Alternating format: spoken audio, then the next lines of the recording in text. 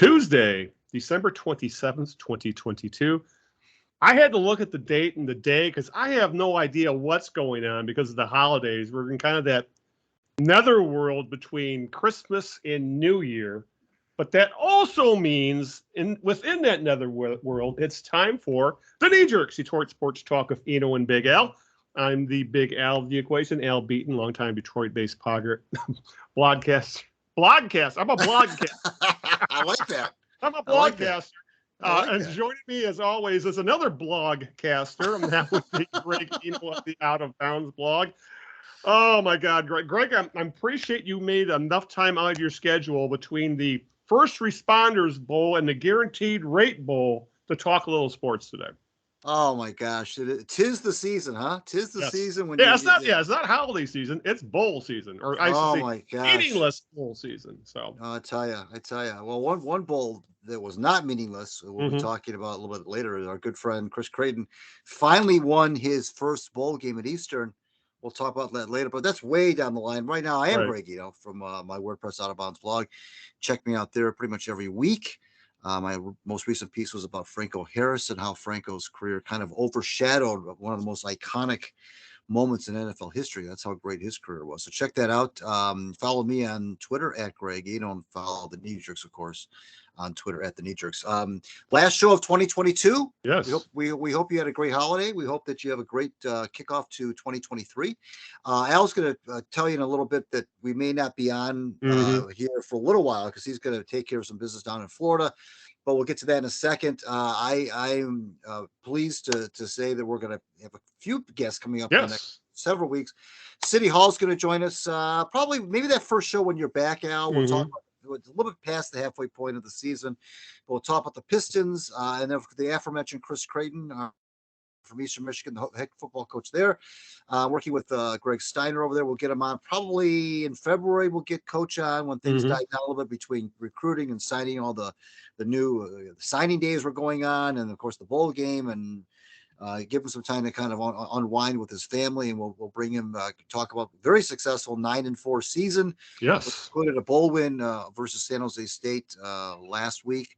So excited about that. So that's what's coming up in the near future as far as guests go. But Al, why don't you tell the folks what's going on in terms of our recording schedule? Yeah, the way it looks, I actually, let me even get up a calendar. That would make things even easier to tell everybody what is going on.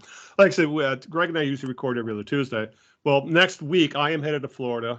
And 8 days from now, I will be in, I guess, semi-warm weather. It's actually, I think, in the 70s down there. Actually, it was like in the 50s during the kill storm we had last week. So, but yes, I will be in Florida for 10 days. So our recording schedule, since we will be off the 10th, that would be normally our next upload, download, whatever you want to call it. So it looks like our next recording session will be on January 24th of 2023. So be on the lookout for that. So yeah, our next recording session will be in about a month, barring barring God forbid something happens. But yeah, other than that, looks like when we're going to be next recording will be on the 24th of January due to this time it's my turn to take some time away from the show just to visit my parents and take care of some business with them down there. So yeah, it's always important to do that. So take your time, no rush. We'll be back. Oh yeah. I have my 82-year-old father twisting my arm. When are you coming down, Al? When are you coming?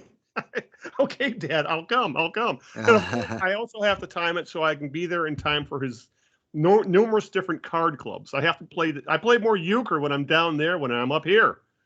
So that's the plan. So my turn for a hiatus. We'll put it that way. But yeah, it happens. But hopefully, and actually by that time, hell, maybe we'll be talking about the Lions in the playoffs. Nah, I doubt that. But you never know. So, well, like I said, we'll see what happens. But that's the plan right now. Greg's got some guests in the work, but we're going to have a little bit of time off because of holidays, and I'll be out of town. So that's kind of what to look out for with the next year with the Knee Jerks. I guess that's the way to put it, because next time we talk, it will be 2023.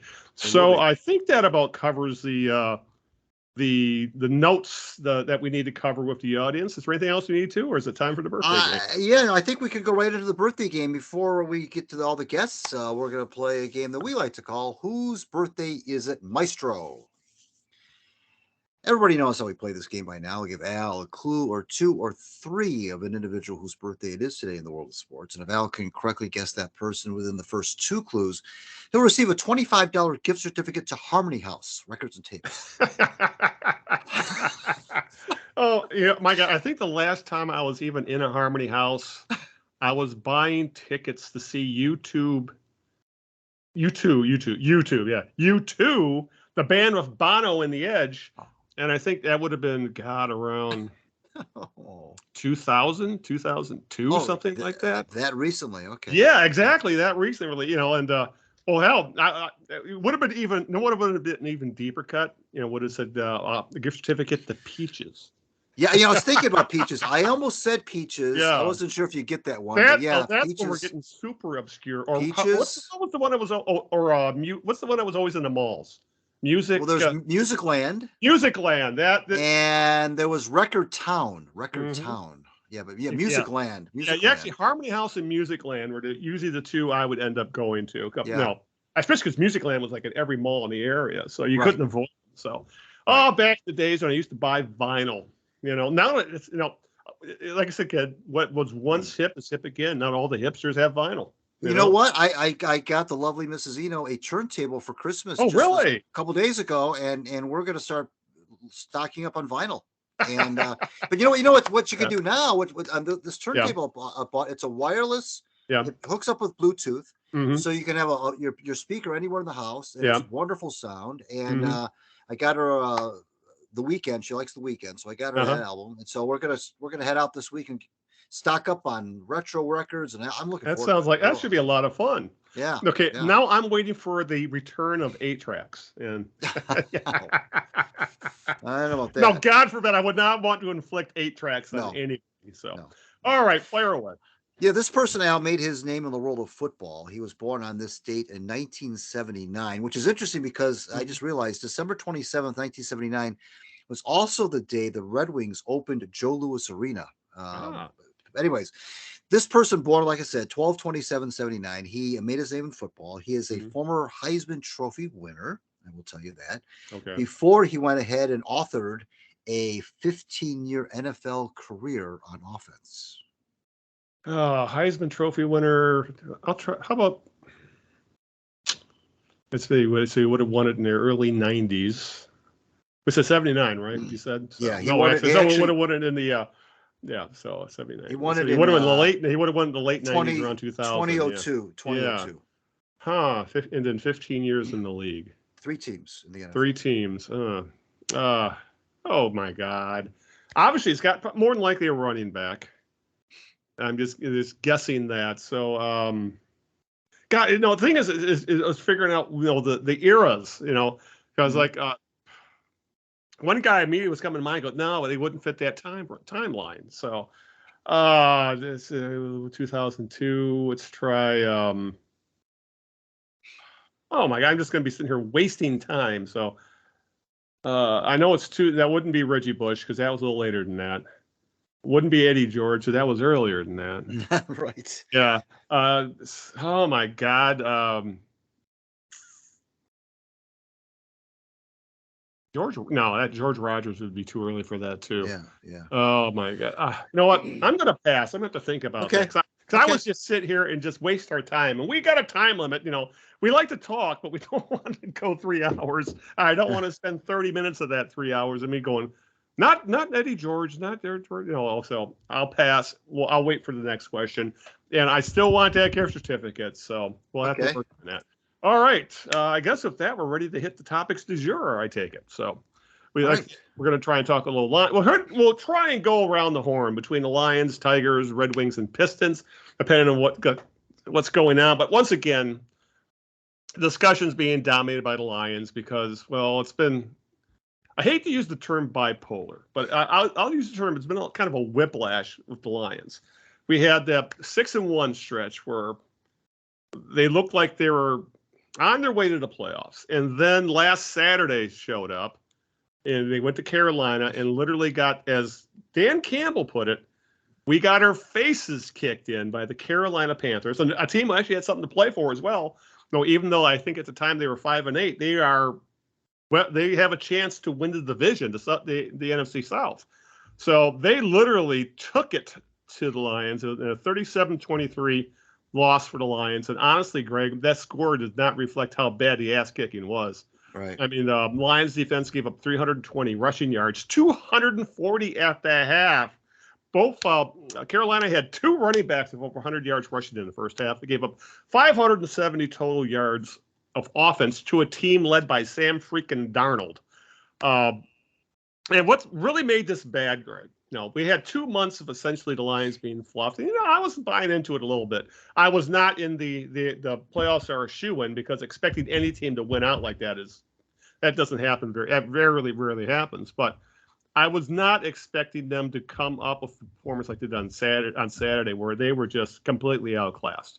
And what's worse about this, the worst thing about this, is that if they had won, everything else went their way, other than the Packers winning that weekend. Everything else went their way. If they had won that game in Carolina, Greg, they would be sitting in playoff position today, and they would have held their own destiny in their hands. They could, if they had won out, even though it would have been tough, if they had won out, they would be in the playoffs. Instead, their playoff chances have dropped to approximately 20% chance at the wild card. They still need to win out, but now they need both the Commanders and the Seahawks to lose one game of the 2 remaining, or they need the Giants to lose both their games and one of the other teams, Commanders or Seahawks, to lose one game. So that's awful lot of help that the Lions, and also that would also mean they have to win in Green Bay on the road on the last game of the year, and we always know how that game tends to go. So this was really a worst case scenario for the Lions after almost 2 months of being rainbow and unicorns. Well, I could sit here and tell you I told you so. I could sit here and tell you that this is what they do. You will, I'm sure. They raise your hopes, and they drive a stake through their fans' hearts and all the other good stuff. Are you ready? Are you going to call this a same old Lions moment? Yeah, pretty much, because they were favored to win. They were they came out flat as a pancake against a team that, now granted, the even though the Panthers were 5-9, oddly enough, they believe it or not, they were 5-9 and were in the driver's seat to win the division. In other words, if they were to win out, because one of those last games is against Tampa, if they win out, they'll win the division with an 8-9 record. So even though they came into the game 5-9, they were in the, I don't know how many teams have ever gone into a game when they were 5-9 and control their destiny for the playoffs. I don't know of any situation like that. But that was the case. The Panthers completely control their own destiny. They still do, of course. All they have to do is win their next 2 games, and they won the division. So even though the Lions, leave it to the Lions to play a 5-9 team that does have something to play for now. But even if the Panthers didn't have anything to play for, this is what they do. They set themselves up and their fans up for a lot of hope. And they completely did. It was a no-show. It was a complete no-show in all aspects of the game. Jared Goff's numbers won't look that bad on the stat sheet, but really the offense was never really got going. Well, they never had a run. The running game is as well as they've played. The running game has disappeared over the last month.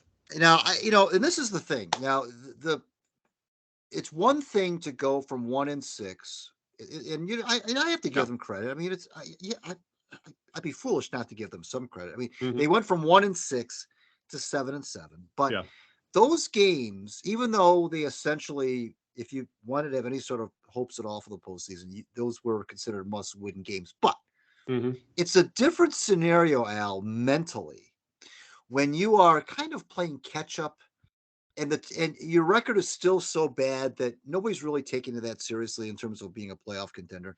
And all of a sudden, you wake up now, the day after the Jets game, you wake up 7-7. Everybody in the national media is embracing you as this wonderful story. Dan Campbell's all over the place. He's on Pat McAfee. He's doing this. He's doing that. Yeah. The Lions are up in the power rankings, and everybody's power rankings are up to like 10th and so forth. And all of a sudden, everybody loves the Lions again. Oh, this is the great story of the NFL. Mm-hmm. Now you go into now you're preparing for a game now where there's a different dynamic. It's not like, well, we're just the Lions that are just trying to do whatever we can to be respectable, and we'll try to win as many games as we can. Now you're preparing for a game where this really does mean something. Like, okay, hey, guess what, guys? If we win this game, even if Seattle wins their game, and even if Washington wins their game, mm-hmm. we're in really good shape here. We are in really, really good shape. And and those teams, by the way, Al, Seattle had to go and play Kansas City in Kansas City. Washington had to play San Francisco in San Francisco. Don't tell me that the Lions didn't know that they got their two main competitors for a playoff spot are on the road in very tough locations, and of course, naturally, those teams both lost. So now they prepare all week now for the Panthers, knowing that we've got our two competitors have a good chance of losing their game. We have an outstanding chance here now, if we win our game, to kind of control our destiny, because we can, now they're going to be chasing us. Well, that's just a different animal. When you're a team like the Lions, you're not used to that that's pretty heady stuff for a team that is not used to being in that position. Let's face it. Now, I'm not going to say necessarily that they came out, they were tight and they gagged and everything like that, but they were a different football team. Let's face it. They were a different team playing under those conditions. And I don't mean the weather conditions, even though it was cold. I mean, the scope of the magnitude of the game. I think they became overwhelmed by the magnitude of that game. Now, they got knocked in the mouth. Carolina came and just punched him in the mouth on the opening drive and ran the ball right down the field. It was okay. That happens sometimes. You can look really bad on an opening drive defensively. By the way, Al, here's the other thing I don't understand. I don't understand why NFL, this new thing now in the NFL, is if you win the coin toss, you defer. Yeah. And I don't understand that. I don't understand why teams want to give the ball to the other team and let the other team establish something off the bat. I don't know why you wouldn't want to take, in the old days, you and I grew up watching football. You wanted the ball, yes. You won the toss, you got the football. And you wanted the football first. You wanted to establish something. You wanted to maybe get some points right off the bat. I don't know why teams, especially if they're at home, now Lions are on the road, why that you would want to give that football, and I know because they want to get the football to start the second half. Okay, fine. But why would you? I mean, so that Panthers get the football, the Lions won the coin toss, gave the Panthers the football, and again, the Lions are not alone in that. Everybody does it now. I can't remember the last time I saw a team actually take the football when they won the coin toss. But so you give the football up right off the bat, and what happens? The Panthers just run the ball right down your throat. Okay, well, that happens. The Lions did come back. They answered with their own touchdown drive themselves. It was 7-7. But you figured, well, okay, that was a bad drive defensively. Get it out of your system. Shake it off. 7-7 now. Clean slate. Let's start over again. But that running defense never did get better. It got worse as the game went. It just, one... I don't know. I think they said they had 7 runs of 20 yards or more. That's just ridiculous. They were just completely gashed by the run game. And what you'd like to do is make a guy like Sam Darnold, who's had some issues. You'd like to make him beat you. Yeah. And the Panthers never had to do that. They never had to have Sam Darnold beat the Lions because they beat the Lions with their run game. So, but the bottom line is, Al, I just think they shrunk under the magnitude of the moment. They woke up, got to the stadium, and realized, okay, this is a really big game for us. And they just didn't rise to the occasion. And I don't know why. I honestly don't know why. It's easy to say same old Lions because that's what they do. But they just were a different football team under that specter of being almost kind of the favorite to kind of go to the playoffs in a way.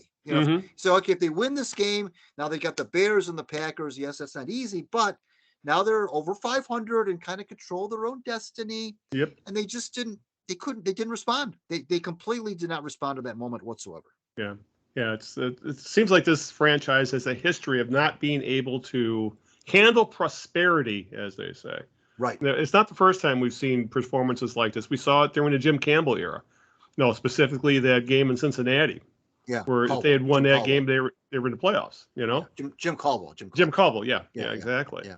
When Stafford was under quarterback, so Right, it was under center, I should say. But yeah, so not the first time we've seen the Lions come up short in situations like this before. But it was still very discouraging, and I can understand them losing because, as I said, it's hard to win the string together wins in the NFL. Just that's how it is.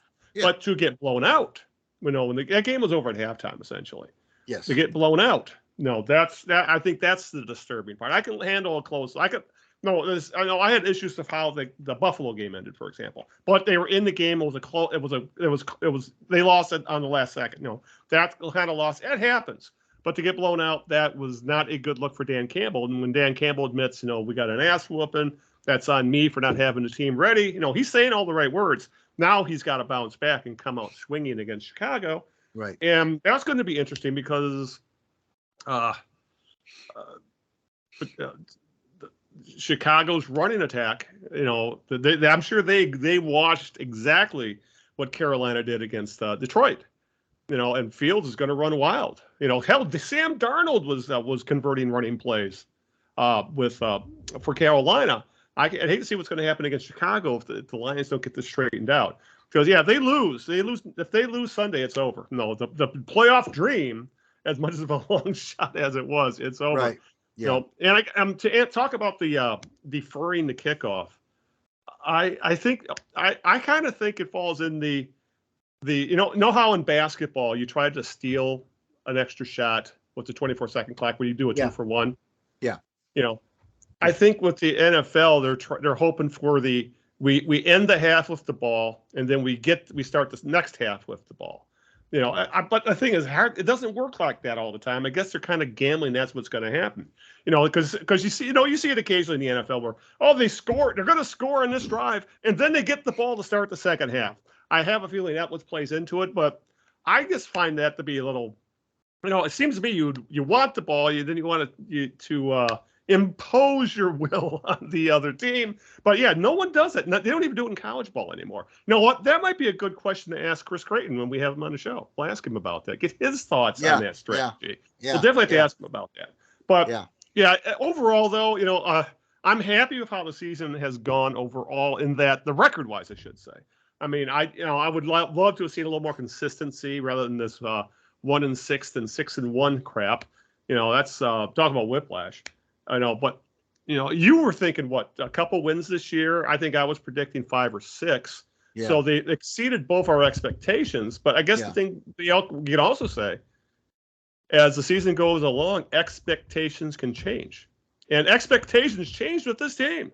If that 6-1 stretch and you have the playoffs like almost right there, and then for this to happen, it's concerning to say the least. Even though if they made the playoffs, I would say they are a year ahead of schedule because in my book, Greg, year 3 was make the playoffs or bust. That's the year you have to make the playoffs because the bar, in my mind, Greg, the bar that the Lions have to clear, I would say any rebuilding team.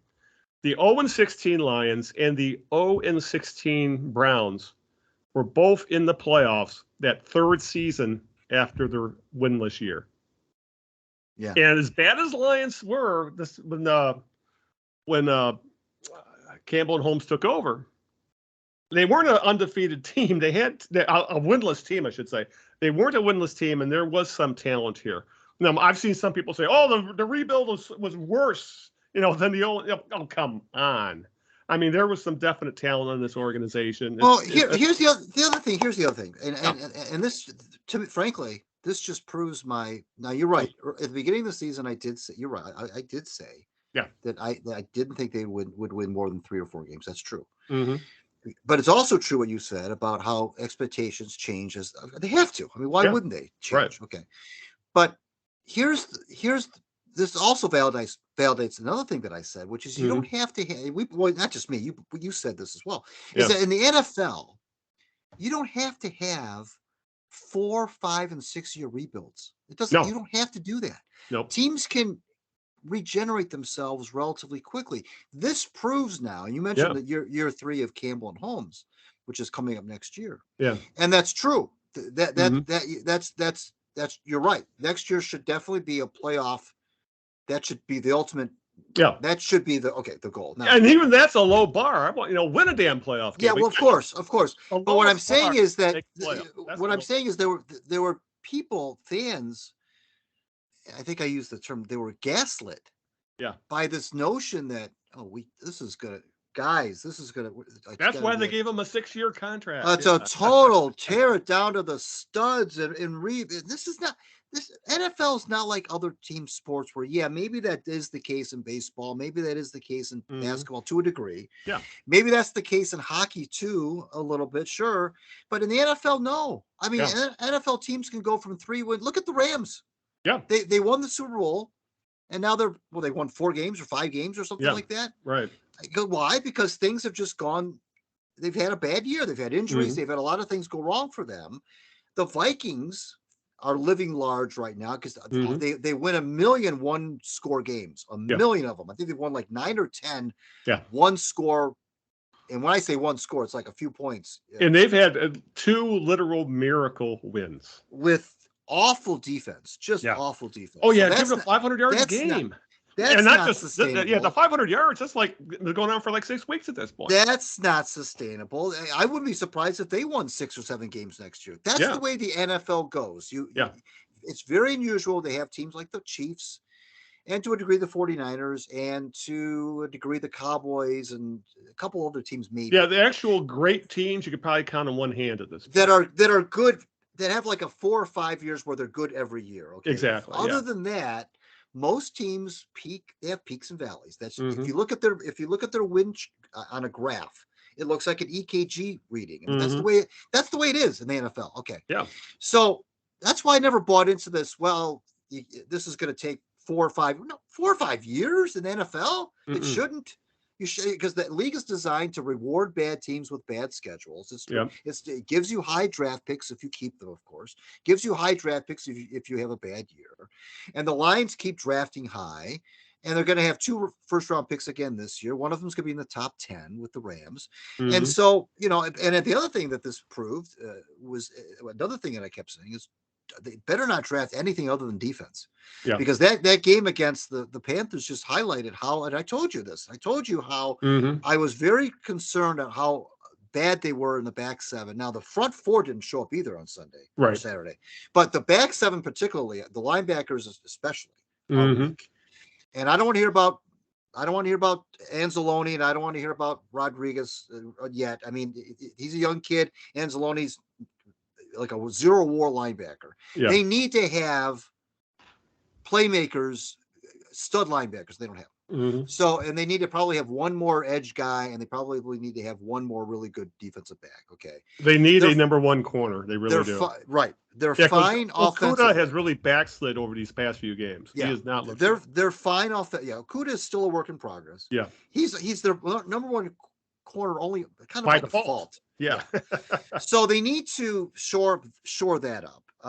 But yeah, the defense they're fine offensively. I mean, if they just didn't do anything offensively before 2023, I'd be okay. Yeah. I mean, that's fine. But the defensive side of the ball, it was just really exposed against the Panthers. Yeah. Yeah. It's that was the game I think that, because they've been kind of dodging some bullets here. They've been able to if they could stop the run, they've been able to hang in there. And if a team can run on them, that's like game over. They would able to. They're in a stretch of the 6-1. Excuse me, the 6-1 stretch. They were stopping a run, and they were allowing teams to we'll try and beat us with the pass. And other than Josh Allen, no quarterback was able to do that. But they were still giving up significant chunks of yardage. Kirk Cousins had 400 yards passing, for example. Right. But they were still able to win. Yeah. But once they lost the game, once they lost the line of scrimmage, that was it. And honestly, they lost on both sides of the ball, offensive and defensive, because they couldn't run the ball. And the Lions, at their best, run the ball, at least have the threat of running the ball, because Goff has exceeded my greatest expectations the way he's played this year. But the best thing I can say about, I agree with you. I don't think they need to take a quarterback this year. They will take a quarterback, but take them lower in the draft. They don't need to take a quarterback in the first round. I'm with you. At this point, it's the best edge, cornerback, defensive lineman available with that first pick, and then maybe with the second pick, definitely the best defensive player available, be it a linebacker, safety, whatever. But yeah, that they really need a couple impact guys on defense. They have the beginnings of some impact guys, like a Hutchinson, for example, and Okwara is getting healthy again. Houston. Yeah, and Houston as well. That kid's just like he was just born to rush passers. Right. But they really need a couple of impact guys, or at least one star in the back, as you said, in the back seven. And they would have had that if a certain overweight head coach hadn't insisted on trading them away. The Lions, Al, have not had, for whatever reason, have not been able to draft linebackers successfully. Well, the other thing to keep in mind, though, I think, is I think Holmes doesn't value linebackers that much.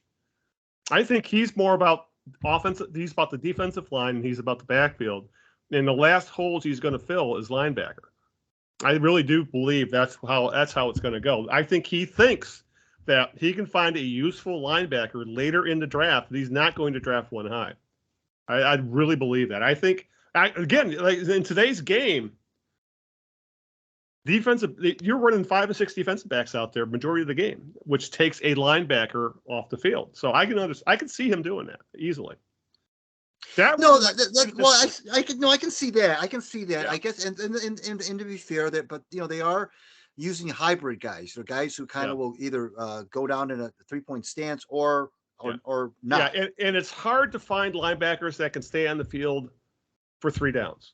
Yeah, like Rodriguez, he's a 2-down linebacker. You don't want him in coverage, for example. Right. Those kind of rare birds are hard to find, which is why I think they want to. They figure, well, if we rush the passer and we have good defensive backs, we can kind of cut corners on the cap at the linebacker position. But I do agree with you. It would be nice if they had an impact player somewhere behind the line of scrimmage, on the backside of the line of scrimmage. Be it like a Pro Bowl not Pro Bowl, an All-Pro safety, an All-Pro linebacker, something. They need someone back there who can make plays, because I mean, the defensive line does have the makings of a very, very good unit, but it's that defensive backfield is, I think it's really starting to, especially the defensive backfield, it's starting to catch up with them between the injuries and some draft failures, and it's really catching up with them. And early in the season, people were talking up Jeff Okudah like he's finally becoming that number 3 overall pick.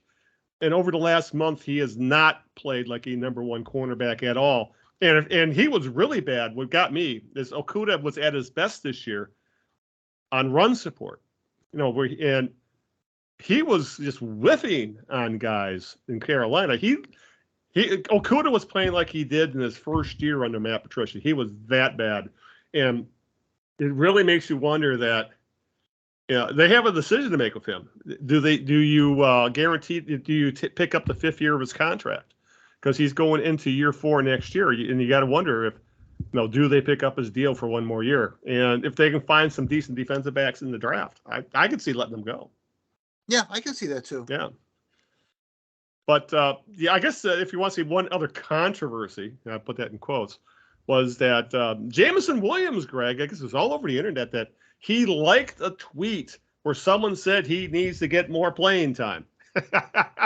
And he played just 11 snaps versus the Panthers. Was only targeted once in the 4 games since being taken off the non-football injury list.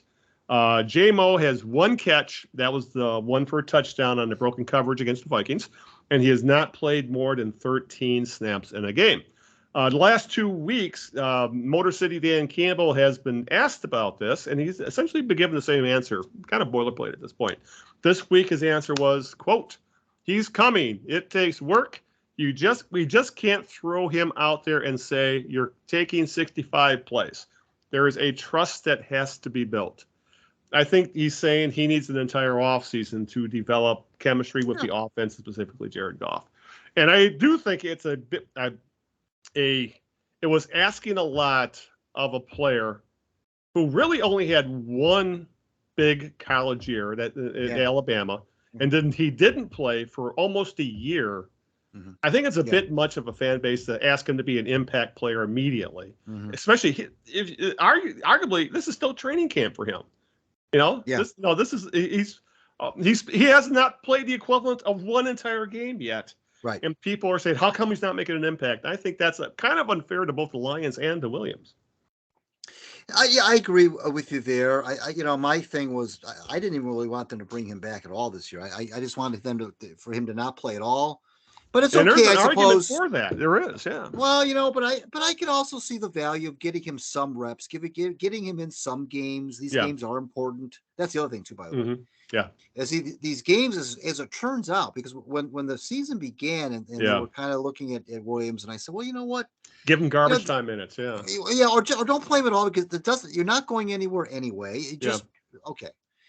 Well, as it turns out, these are important games, right? These ended up being pretty important games. So now to your point about bringing a kid in who's essentially having this is his exhibition season. Yeah. So I can see where that's coming from. That says, look, let's temper it down a little bit. And really, frankly, the Lions don't really need receivers right now. They've got Reynolds, they've got Chark, they've got St. Brown, they've got these tight ends. They've got they don't really miss Hawkinson, frankly.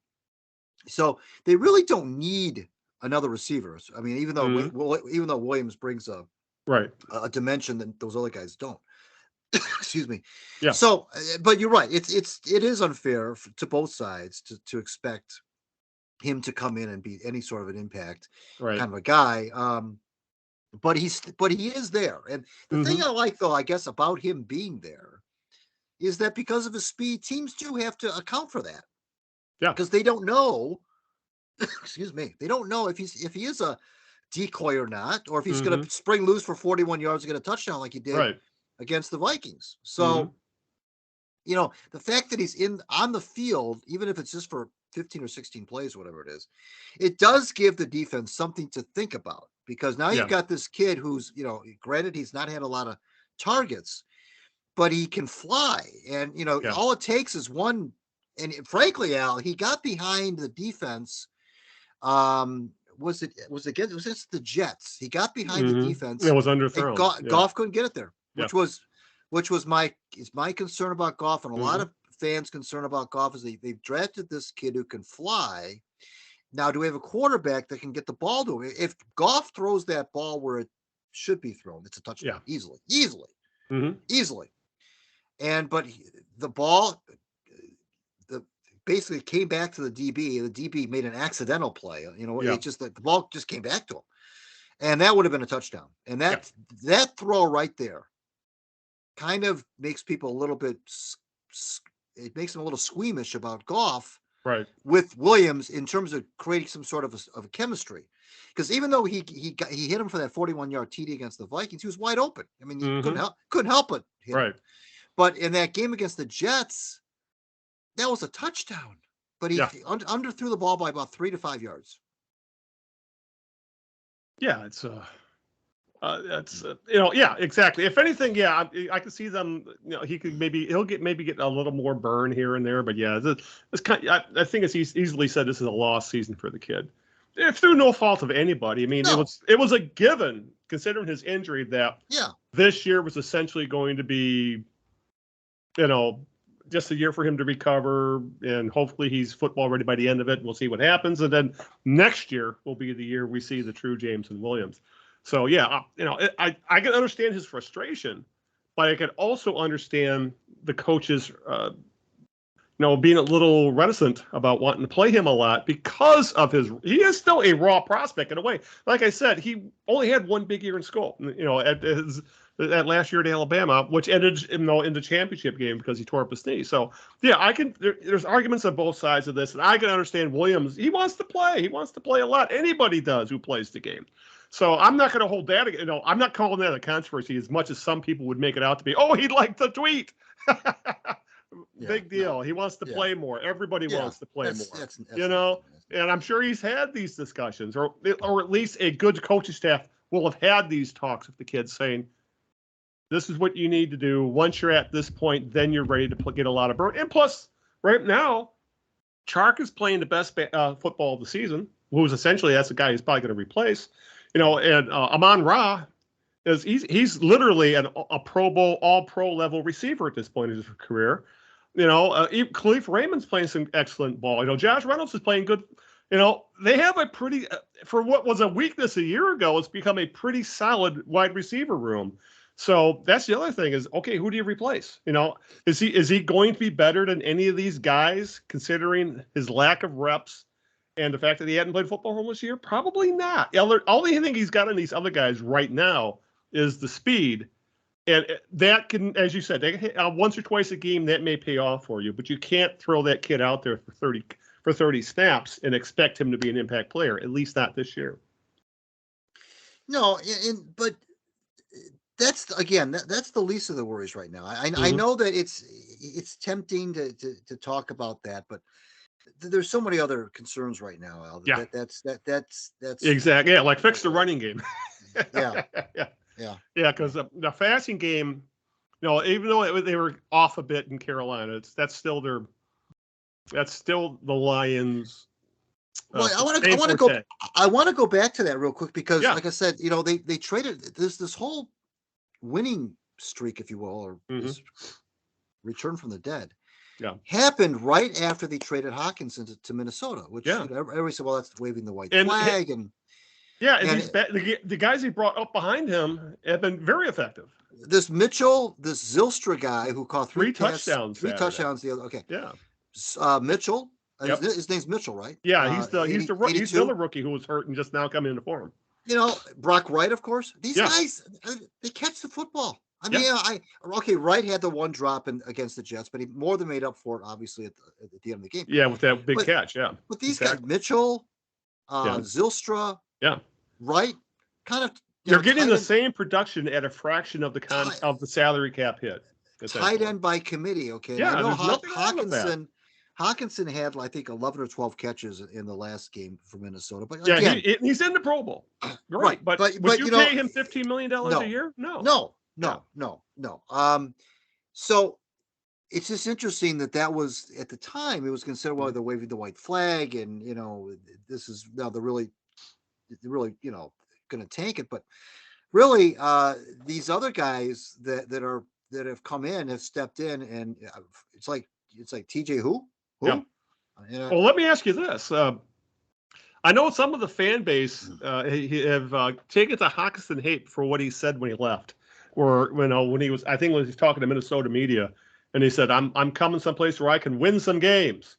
And of course, right after he left, the Lions go on that 6-1 run. And then he got booed like crazy in that Minnesota game when he came back to Ford Field. And what's the big deal? The kid didn't win a goddamn thing here in his time in Detroit. I don't blame him one bit that he's excited to go to a team that was leading the division and was almost assured to make the playoffs. And he said, and plus he's speaking to the media in Minnesota. Why should he care about what they think in Detroit after they traded him and he didn't ask to be traded anyway? Yeah, it's funny. The fans.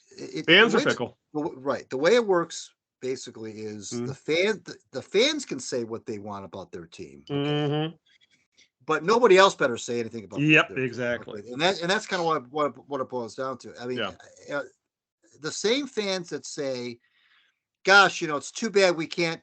It's too bad that TJ Hockenson is being wasted on a losing team. As soon as he gets traded and says, "I'm glad to be with the winning team," they vilify him for that. Yeah.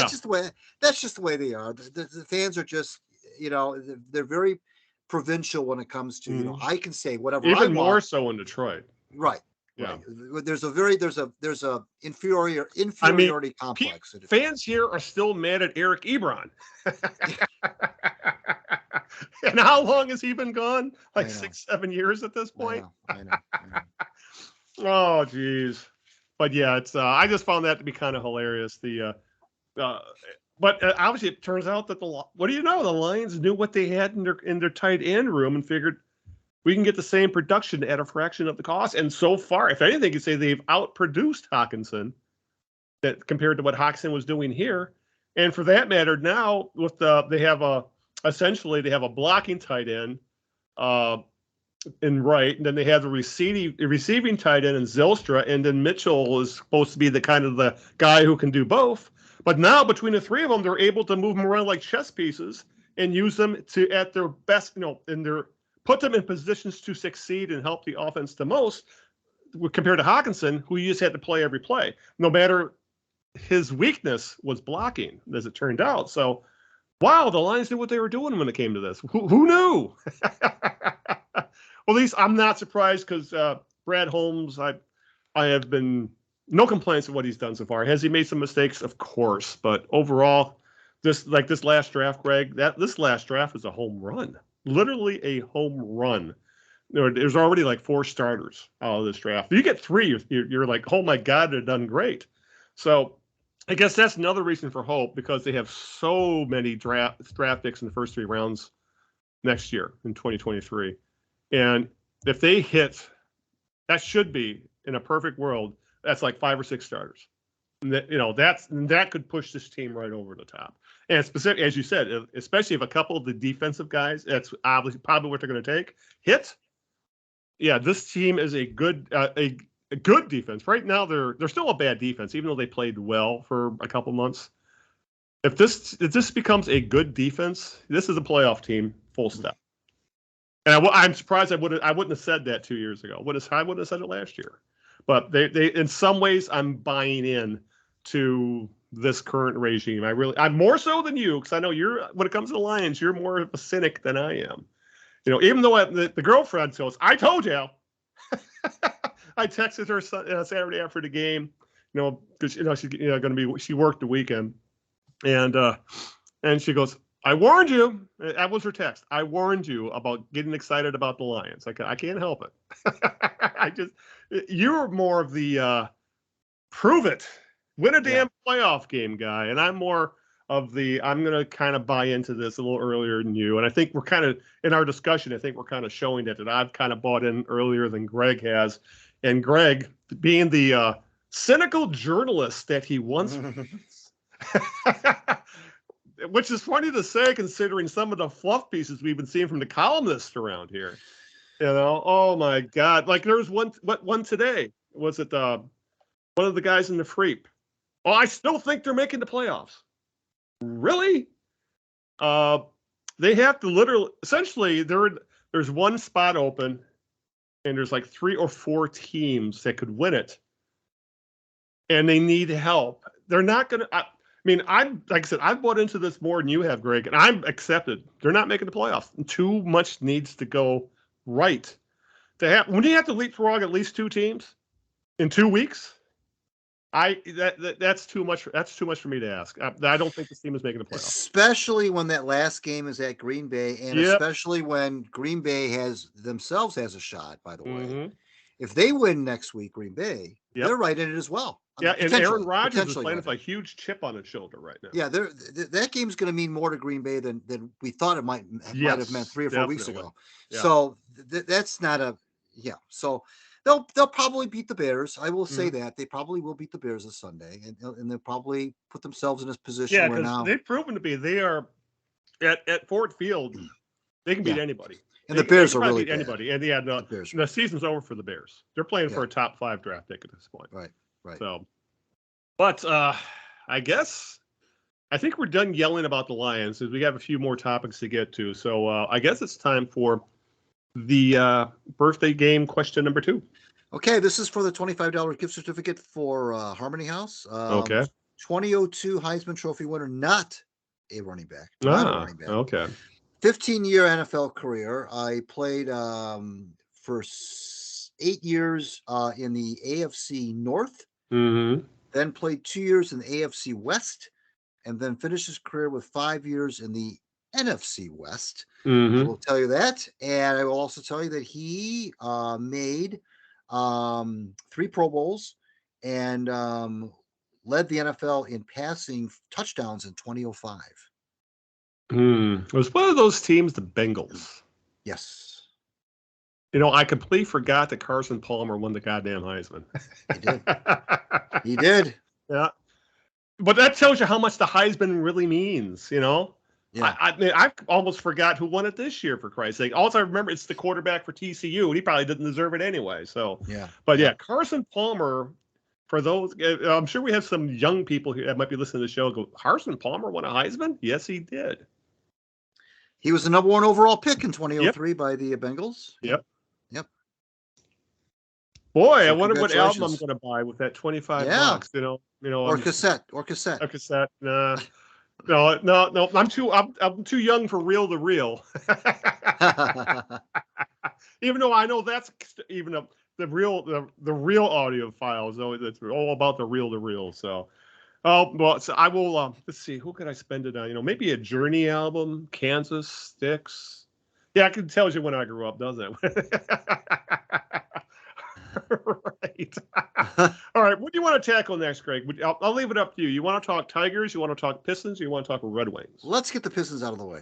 All right. Yeah. Since they are pretty much the second hot topic after what happened, well, literally last night, which was, as I put it in the show notes, it's the worst loss in what's been an extremely disappointing season. But I think you could also categorize this. This is probably one of the worst losses of the Dwayne Casey era. And the worst loss this team has had in quite some time, because it was a brutal loss. Because Monday night, obviously last night, was recorded on a Tuesday, the Pistons looked to have rebounded. They've had a series of collapses in the third quarter. They have some awful third quarter performances that have kneecapped any chance of them winning some games. Well, it looked like they had fought past that against the Clippers of all teams. They had a great third quarter. Took a 14-point lead. They held a 14-point lead with 3:34 to play in the fourth. Game was over. The Clippers actually waved the white flag and pulled all their starters. I mean, the broadcast crew, Blahan Kelser mentioned, they're waving the white flag. They're pulling the starters. Game over. What? You think, game's over. Well, no, it was not. The Pistons collapsed. The Clippers forced overtime by closing out regulation on a 16-2 run.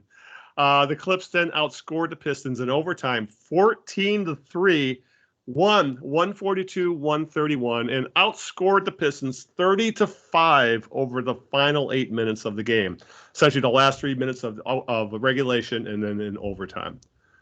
Oh my God, this is the game. I think there's a lot of fans out there kind of wanting this team to move on from Dwayne Casey.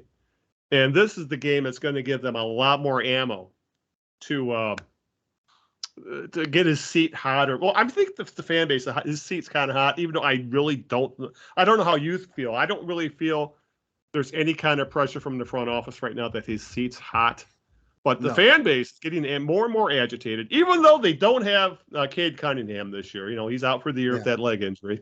But the fan base is becoming pretty darn agitated of this team, with the seeming lack of progress we're seeing from a team. I don't think people thought there were some out there that thought they could make a play-in or run at the play-in, but at the very least, I think people thought this was a 30-win team. And right now, they're going to be lucky if they win 20. They have the worst record in the NBA at 8-28. And these second half collapses have become endemic. So I don't know what to make of it at this point, because I don't think Dwayne Casey's a bad head coach, but I think he might be headed into Jeff Blashill territory, where maybe players have stopped listening to him, or he's run out of things to say or things to do that could change things. And maybe it is time for a fresh voice, but I have a feeling that fresh voice probably won't come till after the season's over, and then they bump Casey up to the front office. At least that's how I think it's going to fall. But I can see the case where it's time for a fresh voice for this team. It just hasn't. The Pistons have been zigging when everything else has been zagging. There just haven't been. I was talking with City last night. We were texting back and forth about after that debacle. And I was really frustrated. And he said, he said, well, you know what? The Pistons. I said, how come the Pistons can never be the team that's got all the good experienced players? Yeah. They're always the young guys or the old guys. He said, that's true. He says, the Pistons are always too young or too old.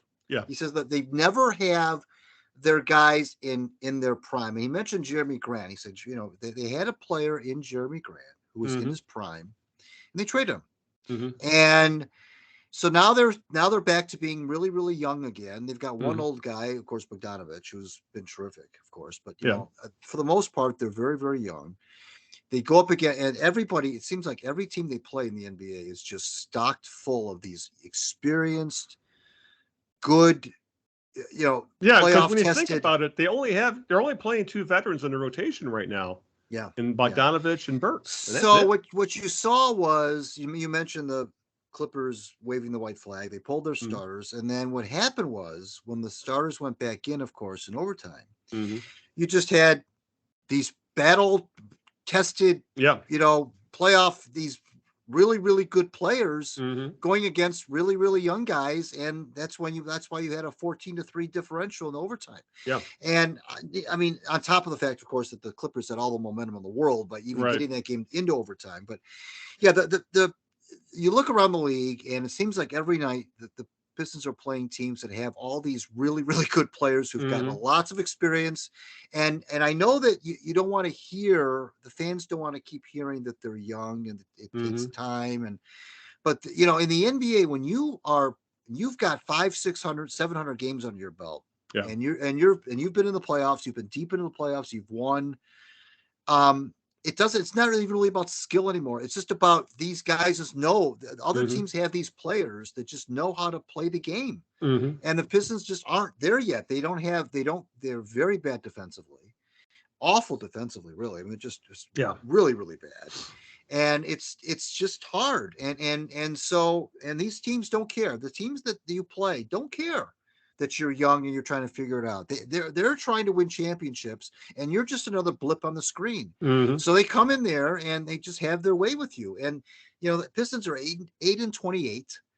Probably will win 18 to 20 games this year, I'm guessing. Yep. And they'll win a game every 2 or 3 weeks, essentially. And I'm not trying to be facetious, but that's probably what's going to happen. They'll win a game every couple of weeks. They'll win a game. And because that's just, you know, it just happens in the NBA. You'll bump into some wins.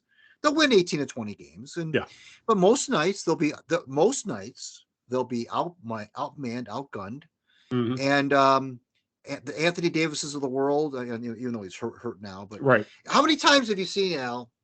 It was like when Brooklyn came in and Durant and Irving had their way.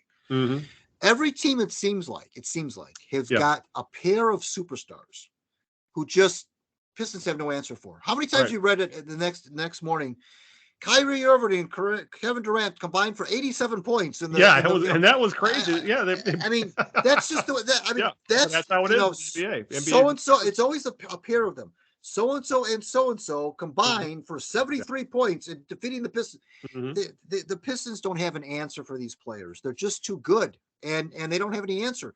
They don't have any defensive rotation. They're terrible defensively, and they give a ton of points in the paint. They don't guard the perimeter very well, and these players are too good. And the Pistons are just out. I don't, you can have all the.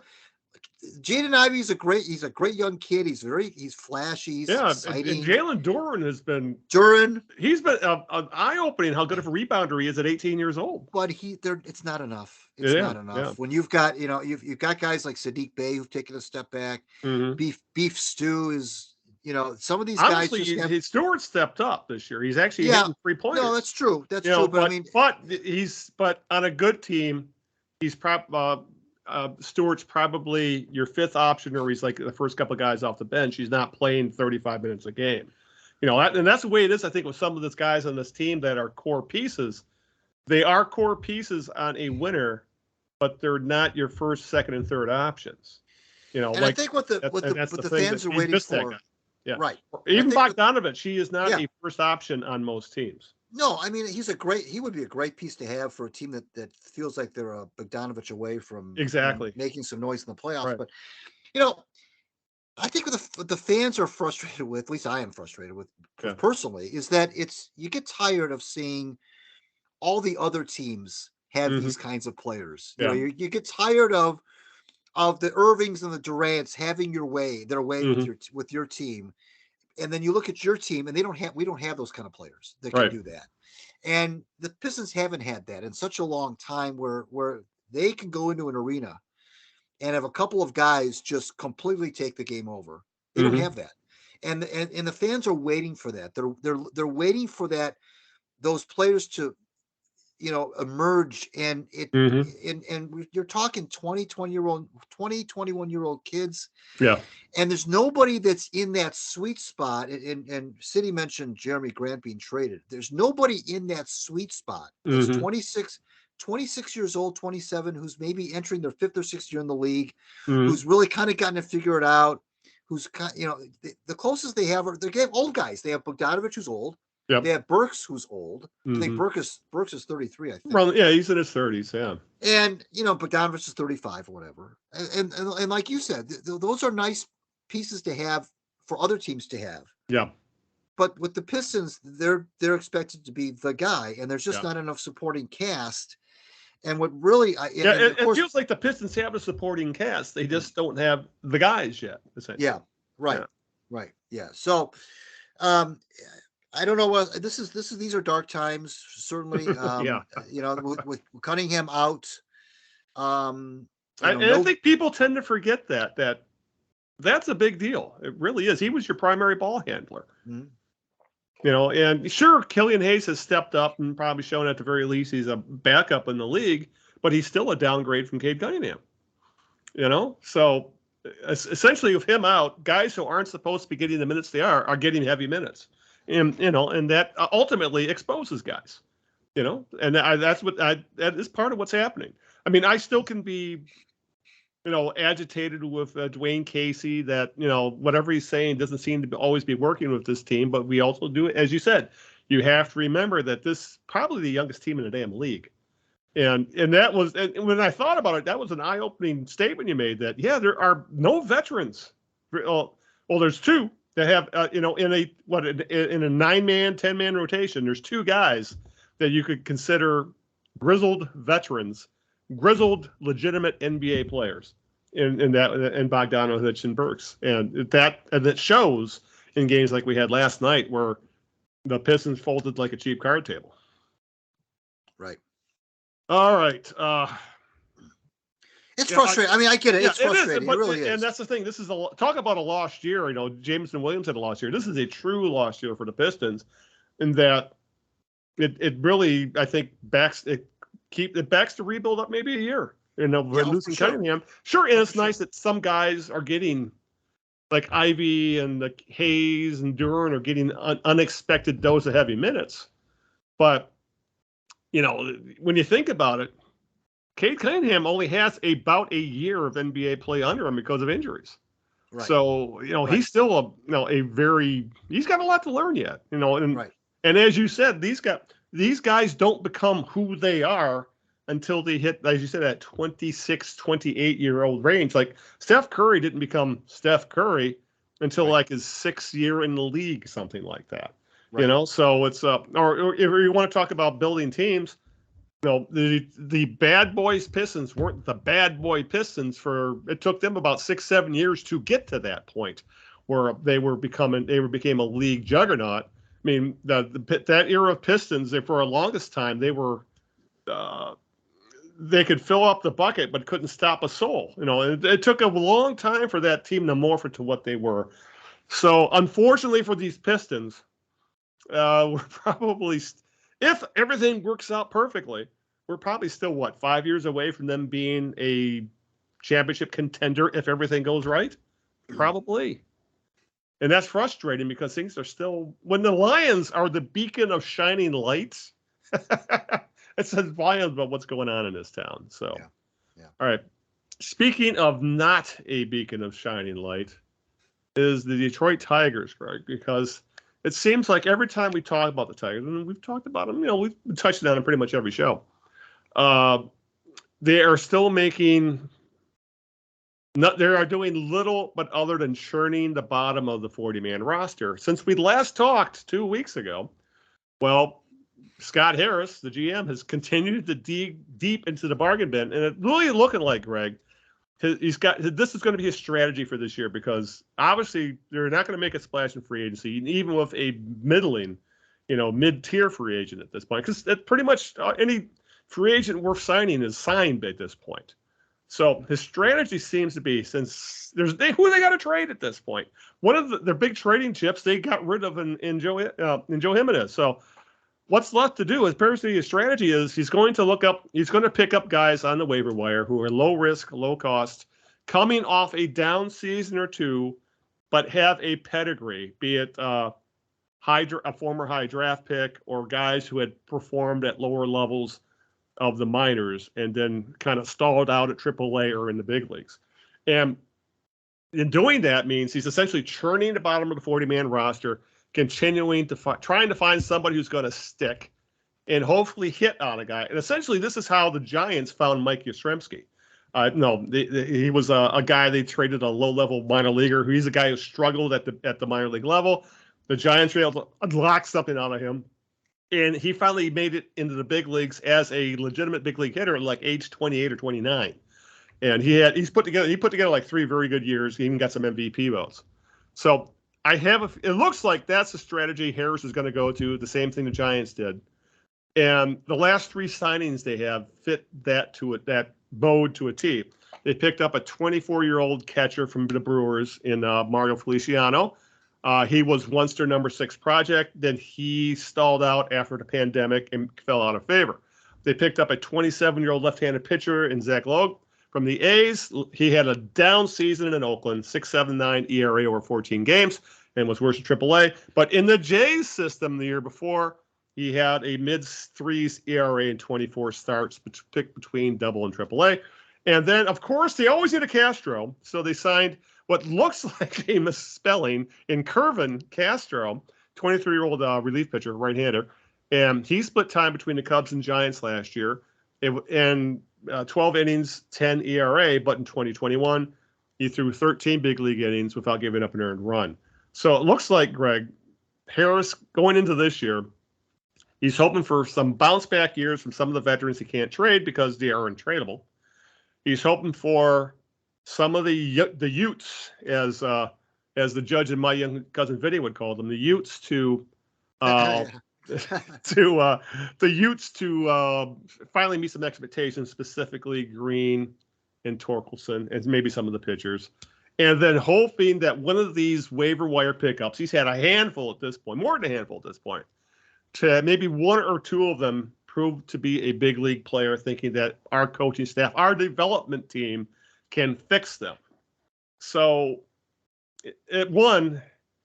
I can understand this and that I can understand this philosophy because this is how they built the Giants.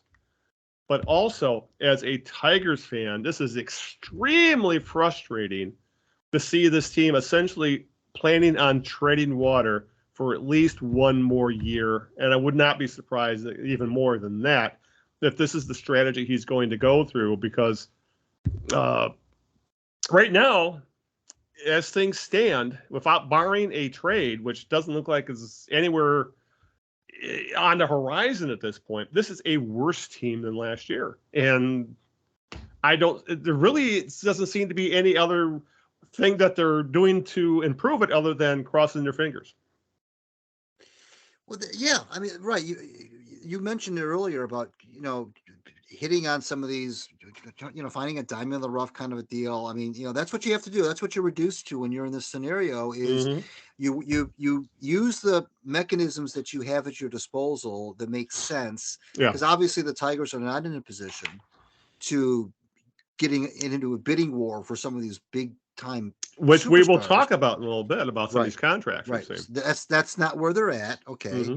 It's, it seems like that's all they've been doing for the last several years is shopping from the bargain bin, except for last year when they spent some money on Baez and some other people. Yeah. Rodriguez. But, right. Yeah. But for the most part, it's been, the clearance section of Walmart, trying to find. No. The clearance section of Dollar General.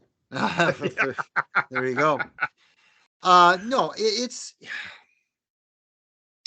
luck is that's the thing. I mean, as good as Scott Harris we think is going to be at this, and as prepared as we think he is to take on this challenge. Yeah. you still have to have luck. You still have to get fortunate and hit on some people that other people didn't see. Guys who kind of got maybe let go by other teams, guys who kind of got overlooked maybe in the draft, guys that, all sorts of ways you can run into some players. Essentially, what I think the only guy the Tigers really pulled that off with was JD Martinez. Yeah, right. Right, exactly. And they thought they had something with Badu, and we all saw what happened with Badu. Now, I still think, though, that there's some hope for a kid like Badu. I mean, he's still young. People kind of forget how young he is. I think he's like 23 or something.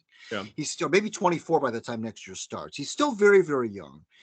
I still think there's some hope for him because I don't think you fluke your way into some success at the big league level and then you never heard from again. Right. Now, it can happen, yes. But I also believe that you can take a step back from that and then take another couple steps forward. So I'm still holding up hope, especially with the new regime, maybe a new approach with the coaching staff and so forth, that they can get something out of Badu, even if it's like as a fourth outfielder. I mean, and you can't teach his speed and power, which he does. Right. Have, right. The tools. So I feel like there's hope for him.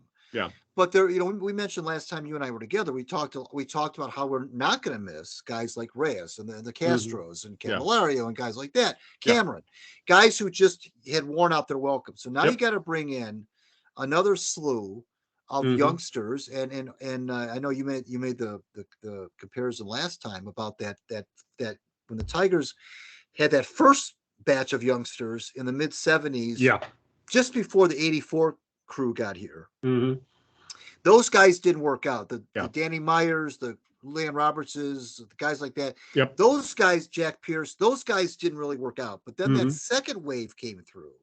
Trammell, Whitaker, Parrish, Gibson, et al., Morris, Petrie, and now you had something. Right. So now the Tigers have kind of jettisoned that first wave of guys. And now let's see if, I'm not suggesting that history is going to repeat itself all that great, but now let's see what a new batch of youngsters can do.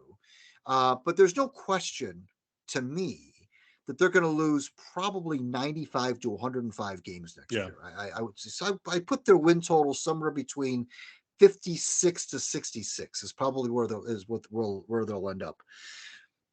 Not good. I get it. Yeah. And they're probably going to lose a lot of 3-0 games, stuff like that, 4-0 games. The pitching looks respectable, I guess. If especially the pitching doesn't look awful. I'll put it that way. The offense, on the other hand, that does not, unless Green and Torkelson actually start to hit, or Badu, kind of finds on the gear, and both Meadows, Austin and Parker. Maybe Parker is able to sees the big leagues this year, and Austin actually recovers from his essentially medical redshirt year, what turned out last. So, but again, that's asking an awful lot to go right. And that rarely happens because that's what the Tigers needed last year. They needed everything to go right and nothing went right. And it cost a lot of people their jobs. Yeah. And yes, it did. But it also, you get to the point where the fan base, and I know that the fans don't go out there, they don't play the games. I understand that. Yeah. But the fan base is beaten down. The fan base, to say the least. No, really, truly. Yeah. The fan base, and I don't mean just the Tigers, the fan base in this city as a whole is beaten down. Yeah. And I know you can sit there and say, well, gee whiz, it's just a game. It's just sports. Why are you making a big deal about sports? There's other problems in this world. Of course there are. Yeah. But what I'm saying is that when things are bad in the world and when there are a lot of worries in the world, fans have traditionally, this has been going on forever, turned to sports as a departure, as a getaway, as a way to, to forget what's going on in the real world. FDR famously, as you know, ordered baseball continue during World War II. He said, no, there was some pressure on him to say, look, a lot of players were getting drafted, a lot of not bench players either. Star players are getting, right. Ted Williams et al. Hank Greenberg. Yeah. Yeah. And basically, there was some pressure politically on FDR to say, well, maybe we don't need baseball. Mm-hmm. Maybe with everything going on with the war effort and with war bonds we got to sell and with this we got to do and that we got to do, kids are getting drafted. Maybe baseball is the least of our worries. And Roosevelt, to his credit, said no. In fact, he took the opposite tack, which was Mm-hmm. no. In fact, I think baseball is more important now than ever. We need to be playing baseball. We need these people, the American people, need diversion. They need something to do and watch and embrace while this war crap is going on. And he was right. I Mm-hmm. mean, the attendance bore him out.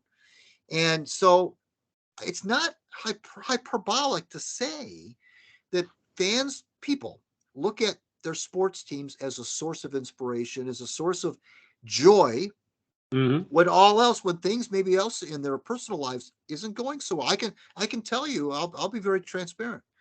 When I had some professional issues with some job loss and so forth, Mm-hmm. I turned to sports as Yeah.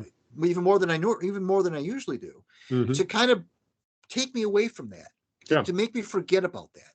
Now you can never totally forget about stuff like that because it's Mm-hmm. always there. But when you have, and I was fortunate at the time when I was going through that the Pistons were very good and the Red Mm-hmm. Wings were very good. And so at least there were two teams there that I could kind of rally around and really get into Mm-hmm. when I was having my other issues. Yeah. And so it's not, and I'm not ashamed to say that. And so when I say the fan base is beaten down, when they look around and all we just made fun of the Pistons a little while ago, Yeah. and we've talked about the Lions. Now Mm-hmm. we're talking about the Tigers, and people do look at these teams as their way out, and when all they see is losing, Mm-hmm. lose, rebuild, patience. It Oh it yeah, it's becomes very it's yeah. difficult. It's Yeah. hard. Yeah, And and then when you factor in for the last 6 years, the show has been pretty shitty for a lot of people. yeah, Yeah, it really it takes a toll on people mentally. And as you said, sports for the most part is the toy store of life, and it's an escape for a lot of people. And it has not been a very pleasant escape for the big four pro sports teams. At least the college side of things have been much better for the most part. But yeah, not everybody's a fan of Michigan, or not no, everybody's a fan right, of Michigan State, right, or not everybody's a fan of Eastern Michigan, and so right, on. So right. it's, but yeah, yeah. If there's one word I would refuse to say around any Detroit sports fan, is the word patience. I despise that word. And when I hear someone in the front office or I hear a player use that word, it's an immediate turn off. It's like that when they say words like that, that means they don't understand what the fan bases have been going through in this town. It's full stop. Don't use the term patience with a Detroit sports fan because they've been patient for the most part for the better part of a decade at this point. I mean, what was the last legitimate championship contender? Maybe the 2014 Tigers. Yeah, You know, 2013, because the 2014. Red Yeah, Wings, like the Red Wings, had their playoff streak, yeah, but by yeah. by 2014 they were not really considered a real threat to Right, go make a deep run. right. The Pistons were the Pistons, and Yeah, obviously the Lions made the playoffs a couple times, but yeah. got for first round knockouts. They were always a wild card that played on the road. Right, So right. realistically, the last legitimate championship contenders were the mid-teens Tigers, and that team disappointed by Yeah, never winning it all. As entertaining as some of that baseball was, they never won it all. So don't use the word patience around a Detroit sports fan because I find that to be very insulting personally. Because they have been patient and it's past time for patience. And people were saying, oh, they need to be patient with the rebuild. Bullshit. Like we talked earlier about, some people think, oh, the Lions should take 5 years to rebuild. No, 3 years max. Period. That's how long, and that's being generous of an NFL rebuild. And that's the frustrating thing with the Tigers rebuild is that we've seen other MLB teams be good, get bad, and get good again, or be bad, get good, and stay good. And here the Tigers have literally been treading water since approximately 2015 at this point. And that's what's so frustrating. When you have to rebuild a rebuild, that leaves you with a very angry and confused fan base. And honestly, you could, right now, that's what the Tigers are rebuilding, a rebuild. The Tigers have been in a constant state of chaos, one way or another, since Caldwell left, until this year for the most part. And the Red Wings, that was just a big ball of frustration. The end of the Kent Holland era, and Steve Yzerman is still trying to get things sorted out with that organization. The Red Wings are on a skid right now, which we'll probably touch on before we end the show. So, yeah, I could understand why Detroit sports fans in general are not very enthused by some of the moves Scott Harris is making, because we've been through this before, and it isn't the first time. The thing I think also, Al, that this tells us with all these bad teams lately is that as much as people like to talk about the coaches and managers of these teams, fire this guy, fire that guy, and so forth. And I get it, because those are the men that seemingly have the most direct effect on wins and losses. But I would submit to you that what we're seeing here is how important not so much who the coach is, but who's putting the team together. The front office people are the true drivers of this. I mean, really, because we've seen it all. How many times have you seen a coach or a manager of baseball who's had great success elsewhere go to a city where the talent level, Mike Ditka with the Saints, I can name a bunch of examples of guys who had big name, Casey Stengel with the Mets. I mean, it's all about the talent that you have to work with. Now, Dwayne Case, we talked about Dwayne Case a little while ago, but maybe the Pistons need a new voice. I don't know. I mean, I think that Dwayne Casey had a lot of success with Toronto, and he developed some players there. I really think that a lot of the onus is on the Al Avalos of the world, the Bob Quinns of the world.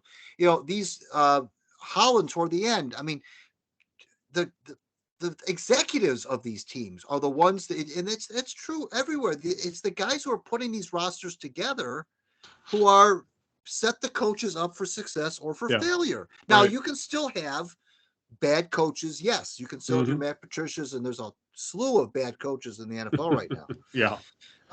Jeff Saturday, what's going on in Denver right now? Oh my God, Denver with Hackett and so forth. But I mean, so there are bad. There's no question. There's some coaches that have no business coaching. Urban Meyer and so forth. But really, the men who I think most control the destiny of these teams are the executives, the ones who sign the players, trade for the players, draft the players.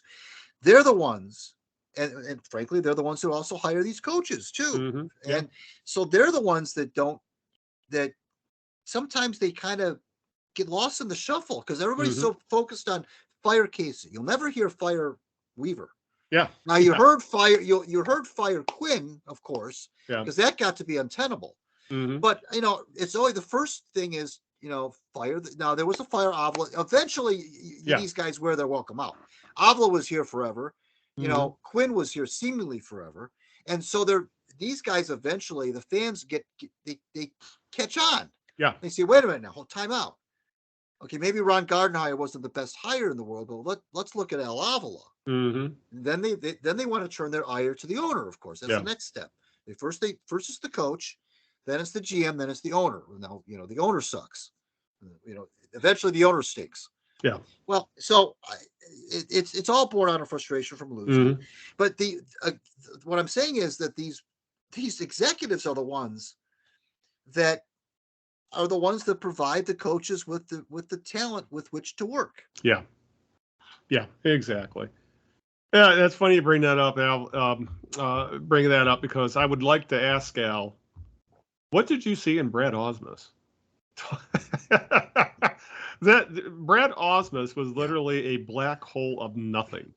Well, in the end, he brought nothing to the table. That was a other than he curious was one. handsome. He was a good-looking guy. I'll give him that. That was a curious one for sure. Yeah. That's you look back at and people loved the hire at the time, even though he had no experience. Here's the thing about the hire. I don't. And again, this goes back to what I was saying about who's making these decisions. Yeah. The reason that people bought into the Ausmus hire was because of the guy who hired him, Dave Dombrowski. Yeah. Now you put a Bob Quinn type guy as the GM, or Al Avila. Let's keep the sports the same. Al Avila. Yeah. And if Al Avila brings in a guy like Brad Ausmus, there's no buy-in there. There's been no buy-in. No buy-in. Yeah. But it's like, okay, well, you know what? Dombrowski was the architect of these teams that were constantly winning the division. Exactly. Yeah, he had the benefit of the doubt, but I still wonder what the hell did that organization oh my God. If he thinks Brad Ausmus is the guy, well, then Brad Ausmus is the guy. It's a little bit peculiar. Yeah. No real managing. I think the only team he had ever managed was Team Israel. Israel in the world what the World Cup of baseball, whatever. The World what the hell they call that? They're having it again this spring. I can't remember what it's called. Yeah, World something of baseball. I know they're doing it again this spring. So it's I know exactly what you mean. Yeah, it's like at the time it was okay, all right, kind of strange, but I'll fly with it. Yeah. But when you look back at Dombrowski's career, that was such an un-Dombrowski like hire. Yes, because he had always gone for the guys like Leland and the veteran guys. When he came in, he was kind of a guy like that. When he had Phil Garner, I believe, was the manager. Yeah, even though Ian Garner even had more experience than Ausmus did. Yeah, I'm not sure what happened there. I don't know who else. I'd have to go back in the clippings to see who else he interviewed. That would be who else would they talk to before they hired Jim Leyland, and who did they talk to before they hired Brad Ausmus? I got the impression, but that'd be an interesting topic. Yeah, but didn't you get the impression though? I mean, I know we are relying on memory here, but didn't you get the impression that it was kind of like nobody else was really a serious candidate other than Ausmus? It was he was always considered like the top get. You're right. It was almost like they hired him without a whole lot of other interviews that took place, or at least nothing that was taken seriously. Right. It's like he was their main. It kind of felt like when with Matt Millen and Steve Mariucci. Oh, Mariucci, yeah, Mariucci. Right, yeah. We always said Mariucci's always been my guy. Right. And that's what led to the damn Rooney rule. Yeah. Oh my God! But yeah, it's but what I don't want to get too caught up on a tangent here. So I wanted to touch on the ridiculously long free agent contracts we're seeing in this round of free agent signings. That we're seeing some crazy long contracts. In the history of Major League Baseball free agency, only 4 players have received deals which extended beyond 10 years, and 3 of those came this month. Trey Turner, 11 years, $300 million. Xander Bogaerts, 11 years, $280 million. And Carlos Correa, before all the bullshit, we don't even know what's going on then. He at least agreed to a 13-year, $350 million deal at the time with the Giants, and a slightly shorter one now with the Mets. So you got the Phillies going all in on Turner. You got the Padres going all in on Bogaerts. And then we had both the Giants and then the Mets going all in on Correa on massive contracts. And that is not even mentioning Aaron Judge, who got 9 years, $360 million. And the thing with these deals is all these guys, Turner and Bogaerts, are locked up through their age 40 season. Correa and Judge are locked up till their age 39 year. So apparently with the owners, Greg, it's not about term. And and we've always been on this podcast, pay them $50 million, but keep the term down. Apparently owners think differently in that they want to keep the average value of the deal down per year. And they don't care if it goes over 10 years at this point, at least at the big money guys. I'm kind of surprised that they've gone in this direction. It seems to me the smarter thing to do would be the huge amount of cash, but make it short term. And these deals, some of these deals don't even have opt-outs. I mean, you're going all, and some of these guys, Greg, have you ever thought of Xander Bogaerts as a guy you want to lock up for a decade? No, exactly. I can understand Aaron Judge. He's had a career year, and he's still in his prime, and he's playing for the Yankees. And, he's essentially Mr. Yankee at this point. So I can see him getting the deal. Even Correa, he's a great shortstop. At the very least, he's a very, very, very good one. And I can see him making $30 million a year, but I can't see him making $30 million a year for 13 years. But if anything, Greg, I don't ever want to hear a Major League Baseball owner cry poor, because to give these kind of deals, these guys have to know that they're going to be raking in oodles and oodles of cash for a very long time, be it through TV contracts, gaming contracts, whatever. But this is massive amounts of money. And I think it's great that Steve Cohen, the owner of the Mets, he spent like $1 billion. I have no, like $750 million or something like this in contracts. Great, he's a billionaire. He can afford it. And he has a New York team that's probably worth $10 billion anyway. So good. Some of these big market teams are finally acting like big market teams. And I have no trouble if they want to give these contracts out. I just don't want to hear 8 years from now saying, "Oh, we can't give another contract out because we're still paying Bogarts $35 million a year." Right. That's what I don't want to hear. Because you can afford it. They can afford it. If they're giving these deals out, they would not give these deals out if they didn't think they could afford it. And so that's what gets me. Don't cry poor. So that's why Chris Ilitch, do something. You got the money. Yeah. Your team. Your family bought the Tigers for $60 million. That team's probably worth $3 billion right now, and probably worth double that if they were winning games. Right. So all this proves, Greg, is one, Major League Baseball is making a shit ton of cash. Yeah. And two, owners really, if they really they don't care about the term. They just want to keep the yearly price down as much as they can. And are these contracts questionable? Sure, but I'm not going to shit on the players for getting them. I don't blame them one bit. If this is all on the owner's shoulders at this point, it is. Well, and one of the reasons why the Tigers aren't in the market or in the contention for players like that isn't that they don't have the money. Because if they could, if they wanted, exactly, that's what I don't want to hear. We're a small market team. No, they're not. Tigers are not a small market team. The reason why they're not in that realm is because those kinds of players don't want to come here. Yeah. They don't want to play here. Yeah, and don't. At least they can't give a deal out because of Cabrera. Bullshit. At least not now. I mean, I know this isn't 2003 when they signed Pudge Rodriguez coming off a 119 loss season. That was a different deal. Pudge was, I think, 32 years old at the time, a 32-year-old catcher. He didn't have a lot of options. Yeah, right. And that were willing to pay the money that the Tigers did. The same with Magglio Ordonez. He was coming off of a World Series victory and so forth. So he had his he wanted to get his bag. Right. Yeah. So that was that. This is a whole different. And people thought that was crazy long and 5 years? Something like that? Pudge? It was probably like 5 or 6 years. Anyway, it was like 4 or 5 years. And people thought that was crazy long for a catcher. Right. So today, Pudge Rodriguez would get 8. Yeah. Yeah. So, I just don't. I hate hearing fans buying into ownership saying they can't afford things, or saying the time's not right, or this, that, or the other thing. I can. If you're going to make an argument about not making a play for high-end free agents, then say that we're not ready to compete. Don't play we're a small market, or we can't afford it, or we already have too many big contracts.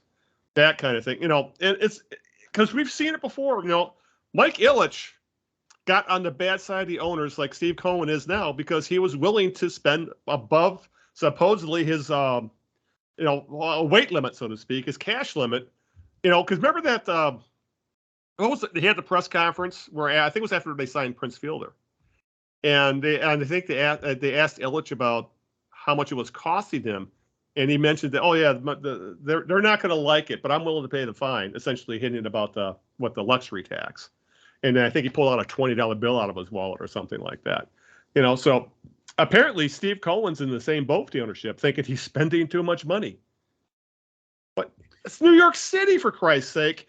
And the Mets should not be treated like a second-class organization, like the White Sox. The White Sox should be spending as much as the Cubs or the Yankees or the Mets or the Giants, yet the White Sox act like a small market team when you got the Cubs acting like the big market team like they are, the second biggest market in the country. So, I just hate owners talking out of both sides of their mouths when it comes to their financials. And it's kind of being exposed as we're seeing in this round of free agency. Yeah, but you know what, though? As long as there is a Tampa Bay Rays organization out there. My dad's favorite team. All there has to be is one. All there has to be is 1 out of 30 for the rest of the owners to say, not the rest of they can do it. Someone, right. Some of the owners to say, so you don't have to have a $200 million payroll to have a winning baseball team, because the Rays show, but the Rays are not, they're an exception. Yeah. They always point at the outlier. Right. Yeah. Now, how it's true that the Rays have been able to do it with smoke and mirrors. It's without giving out. I don't even remember the last time that the Rays gave out a big contract. Really, I mean a really big contract. Yeah, they haven't had to, and they play in arguably the most difficult division in all of baseball. Yep. It's funny. It's as long as they're able to churn out 90 to 95 wins, which they do every single year with these players that nobody has ever heard of. Right. As long as that happens, then you're going to have owners that are going to say, see, I want to be like the Rays. Yeah. Well, how come there's only one team out of 30 that's like that then? Yep. If that's the case, because I don't know if you're more likely if you're more likely to be like the A's than the Rays. You're more likely to be like the A's than you are the Rays. If you're going to take that El Cheapo route, you're going to have to spend money. You can't just look at a team and say, well, geez, they don't have to spend any, so we're not going to spend any money either. We're going to try to be just like they are. Yeah. Well, you don't have what they have. You don't have their scouts. You don't have their player development people. You don't have there's a lot of things you don't have. Yeah. Okay. The only thing you might have is better than what they have is a ballpark. Other than that, you don't have anything that's so everybody. Remember the Tigers were supposed to be just like the Astros, and we're going to tank just like them and then do the same thing. Yeah, that worked out real well. Yeah, just because one franchise could pull it off doesn't mean you can. Remember when everybody wanted to be like the Pistons and not have the one superstar, but we'll have 5 really, really, really good players? Yeah, that's how hard it is to find 5 super good players that aren't superstars. Yeah. Right. They always point at the outliers, thinking that can be replicated when 99 times out of 100 it can't be. Oh my goodness. All right, with that, let's touch on the Red Wings, a team that's, well, they've hit the skids. The Christmas break hit a great time for them because they've been on like a week-long hiatus. I think they go back in a couple days. The whole NHL is on Christmas break right now, but theirs has been extended because the Killstorm canceled their game in Ottawa. Mm-hmm. But they lost 6 straight and then beat Tampa to go into the break, so they're at 14-11-7, 35 points, 7 points out of the wild card, though they do have 3 games in hand. One positive with the Wings, Greg, is Jacob Verna is finally close to returning. He's been assigned to Grand Rapids for a 3-day conditioning stint. He's probably be back after probably the first weekend of January, like after around the 7th or so. He's just spent 2 months on the NHL player assistance program. So, yay! At least they're getting one top 6 forward back. They could really use Verna right now. But the more interesting topic to me was Alex Ovechkin passed Gordie Howe for number 2 on the NHL's all-time goals list. At 37 years old, Ovechkin now has 802 goals. He needs 92 to tie Wayne Gretzky. That's asking a lot of a 37-year-old. He's going to have to play at least another 3-4 years at a high level to do it. Okay, 3 probably. Ovechkin reached the 800-goal mark in his 1,305th game. The second fastest needed to reach 800. The 2 faster, Gretzky and Howe. Surprising. What's interesting, though, in total professional goals, they both blow Ovechkin away. If you count playoffs and the WHA, the World Hockey Association, Howe has 1,071 goals as a pro. Gretzky has 1,072. I didn't know they were that close. And Ovechkin, if you count his playoff goals, has 874. So if you factor it that way, it doesn't look quite as impressive. It's still impressive as hell. It still puts Howe and Gretzky at another completely insane level. But, I had no idea until the last few weeks Ovechkin was that high up on the goal scoring leaderboard and also next thing you know, he's past Gordie Howe. What is funny, Gordie was 51 when he scored his last goal. So, and Ovechkin is 37, but it's so hard. Literally, we're talking about 3 different eras of hockey, 3 completely different style of players, and yet they're all goal scoring legends. I just find it fascinating that, you can't compare eras, but you can all agree all 3 of these guys are absolutely awesome hockey players. Some guys just have the knack. Yeah, exactly. What can you say? And when you look at Ovechkin, you mentioned 37. Yeah. Really, he probably, that's not that old. It really isn't. I mean, he can probably play another, if he wants to. He could probably play another 3 to 5 years. Yeah. And he could probably score 1,000 goals. Yeah. Reach 1,000 regular season goals in that time frame. Some guys just, are just ridiculously talented and just have the ability to put the puck in the net. And he rarely misses a game. He's very durable, and which is another thing you've got to be, of course. Yeah, that's a big. You can't be injury prone, obviously. Yeah. And he rarely misses a game. And he just every year you can count on this guy for 40 to 50 goals. Yeah. And it's unbelievable. But it's really really cool to see a guy though playing at that high of a level at that age. Excuse me. And for doing it for so long. And from all accounts, from what I've read, he's a good teammate. He's a good captain. Yeah. He won me over with his antics during the cup run. I don't think I've ever seen a happier hockey player in my life.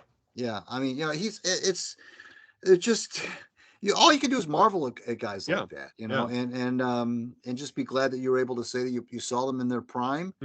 And he came right out of the gate as a 20-year-old scoring 50 goals as a 20-year-old and hasn't really stopped since then. Yeah. And that's just fascinating. Yeah. It also kind of has me kind of wistful for specifically 80s hockey, where it was so offensive oriented, and then they so overcorrected in the mid 90s to the point where it's almost unwatchable. But yeah, watching, there were so many elite goal scorers in that mid to late 80s era, the era when Steve Yzerman came along. And Yzerman was putting in 50, 60 goals a year at that point. It was just, that era of hockey, I still think that is probably my favorite. Overall, I love the wings of the 90s and all that. But hockey in general, I think the 80s for me, much like the NBA, I guess. I think that is my favorite era of the NHL because the hockey of that era was so damn entertaining because it was really focused on offense. Oh, for sure. Oh, there's no question about it. I mean, the goals per game was probably, I would, without going to Hockey Reference, I would say 8 to 9 goals a game. That's probably a good guess. Yeah, I'd agree with that. But it was so fun to watch, and obviously, in every sport, they always overcorrect. We saw it in the NBA, we saw it in the NHL. Hopefully, we're more of a happy medium. Now, who knows who's going to know what happened in the NBA, where all of a sudden scores are starting to edge higher and higher and higher because of the adoption of essentially the 3-point shot becoming the default shot in the NBA anymore. And the NHL is starting to get a little bit more offensive. Like that's always been our biggest complaint for the Wings. They need goal scorers. We need an Ovechkin, or we need a young Gordie Howe or something. Hell, I'll take a young Danny Gare, Christ, who scored 50 goals once. So yeah, right. Was he the first Wings 50 goal scorer? Was it Danny Gare? No, you're thinking no. It was Redmond. Mickey Redmond the first that got 50? Yeah, and then Danny Grant. That's what I'm thinking goals. Danny Grant scored 50 goals. Okay, now you're answering that like it's a birthday game question. Danny Grant. The answer was Danny Grant. All right. Before before Greg starts popping more birthday game questions at me, let's start wrapping this thing up. Oh, by the way, what was the bowl game that the Eastern one? It was the famous Idaho Potato Bowl. Yes, it was the potato bowl. Yes. I can't even keep track of the names anymore. Like, it's I miss the days of the Astro Blue Bonnet Bowl and the they just had names you recognize. Now I'm just showing how old I am, but yeah, there was the Astro Blue Bonnet Bowl and the Holiday Bowl and the Gator Bowl and the right. There was these sponsorships. I know it keeps the games live and all that. Like, there's still one more game tonight. It's the First Responders Bowl. I forgot who was actually sponsoring it. I have no idea the lineage of these bowls anymore, Greg, because the names have disappeared. I'm sure one of these games, I think the game tonight is actually the Holiday Bowl because it's being played on the West Coast. And the Holiday Bowl, I think, was almost always played out in like San Diego or something like that. Right. So if I was to guess, I think tonight's late game is actually the Holiday Bowl, but I couldn't tell you for sure because none of these games have that name anymore, or the Sun Bowl or whatever, So I'm sounding old. Anyway, Greg, who's your jerk of the week? Before I go off on one of my rants, so who's your jerk of the week? Well, we touched on it briefly earlier in the show, but I got to give it to Jim Irsay, the owner of the Colts, who, when they fired Frank Reich, brought in his buddy. Now, Jeff Saturday is a good Colt. He's well respected. He was well respected. He's a good. When he was a player, right? When he was a player, very little coaching experience whatsoever. Yeah. And wasn't that the high school level or something like that? Something like that. For whatever reason, Irsay tabbed Saturday to be the interim coach. Now, okay, I don't want to go crazy about this because interim coaches are interim coaches. But Irsay took a lot of heat, and rightfully so, because he essentially didn't either promote a minority or look at a minority. If you're going to give, I guess what it boiled down to was, if he had experienced guys on the staff already. Right. If you're going to go with a guy who's got that little experience, as Saturday had, then why wouldn't you have looked at? I guess the folks that were upset by that were like, "Gee whiz, that just shows how little you must think of minority coaches if you're willing to drag a guy like that out of the ESPN studio." And of course, it's not gone well at all. They gave up that big comeback loss to the Vikings, of course, a couple weeks ago. Things are falling apart left and right. The fans on Twitter are just roasting Saturday, and to a degree Irsay as well. But to me, this is more on Irsay than it is Saturday. Saturday didn't. He was just minding his own business. Right. He's so. Why Irsay? Now, obviously, I can't imagine Saturday's obviously not going to survive the end of this. I mean, he's going to. He's not going to survive next year. They'll hire somebody else. But Jim Irsay, who's had his personal demons, of course, as you know, is not the bastion of equity and diversion and diversity and so forth.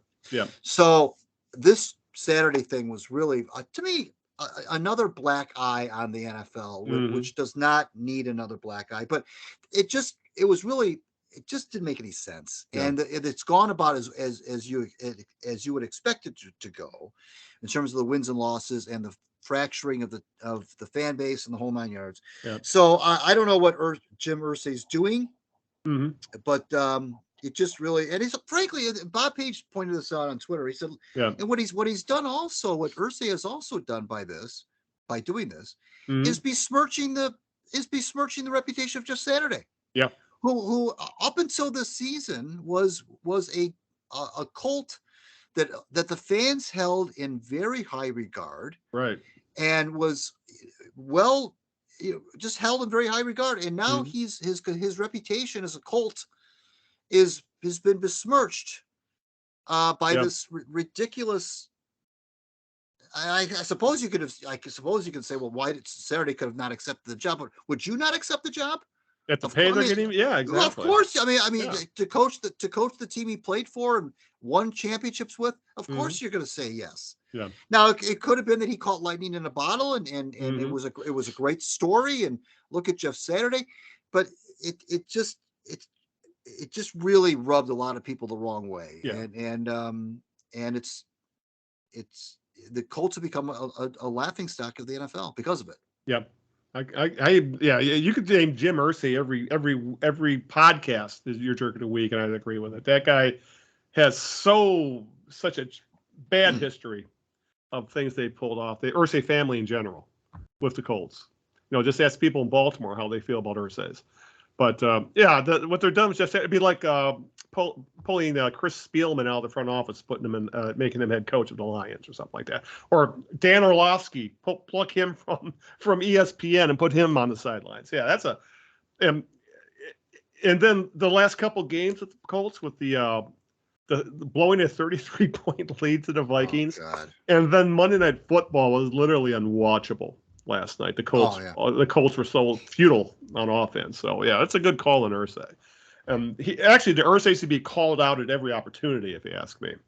All right, my jerk of the week. I'm gonna go. My jerk of the week is people who bitch about bowl games. Because you're on Twitter more than I am, but I'm sure you see people on Twitter saying, there's no one in the stands. Why are they playing these games? The stands are 3/4 empty. You know why they're playing these games? Because people watch them on television. Right. These games wouldn't exist if they weren't getting ratings. Know what I've had on my TV all day today, Greg? Bowl games. What else is there to watch this time of year? So I don't blame ESPN or the schools involved one bit for playing these games in half 3/4 empty stadiums, because one, people watch, and two, the vast majority of players who take part in bowl games, this is especially the seniors, this is the last game they'll ever play in their careers. This is the last time they'll ever put their uniforms. Last time they'll ever wear pads. Yep. No. Because they say, well, maybe guys should opt out. The guys who opt out, the guys who are guaranteed to be in a first-round draft pick, and not even all of them do it. Sure. So for a lot of these kids, and they are kids, they're 20, 21 years old. They're young. This is the last time. Am I going to deny the Coastal Carolina seniors the opportunity to play football one more time? Of course not. It's silly to complain about the bowl system is broken. The bowl system has been broken for decades. If anything, you'd argue it was worse before we had a playoff. And the people who complain about, the goal games mean nothing. Well, they did a lot to fix that when they just expanded the damn playoff teams from 4 to 12 next year. So you'll have more bowl games that mean more. God help you. So big deal. We joke about I joke about the Sun Bowl and the Gator Bowl and the Astro Bluebonnet Bowl, but the kids want to play in them. The players want to play. The coaches want to coach. And ESPN is making money. Everybody, it's a thing. It's not. I think people make a bigger deal of the bowl games than they really deserve. If you want to get upset about what's happened to the Rose Bowl, more power to you. But things change. That's just how the world works. The Rose Bowl was no longer going to be what it was when we were kids, and it was like a huge deal. The Pac-10, the Big Ten, the one time they'll meet all year, so blah blah blah. That's changed. That's ship sailed. It's now part of the playoff, whatever. But the smaller time bowl games, are they kind of a grift for the committees? Yeah, I guess so. But if the players enjoy them, if the coaches and teams enjoy them, I have no reason to say we don't need that famous Idaho Potato Bowl. Do you think Eastern Michigan was absolutely thrilled to win that game, weren't they, Greg?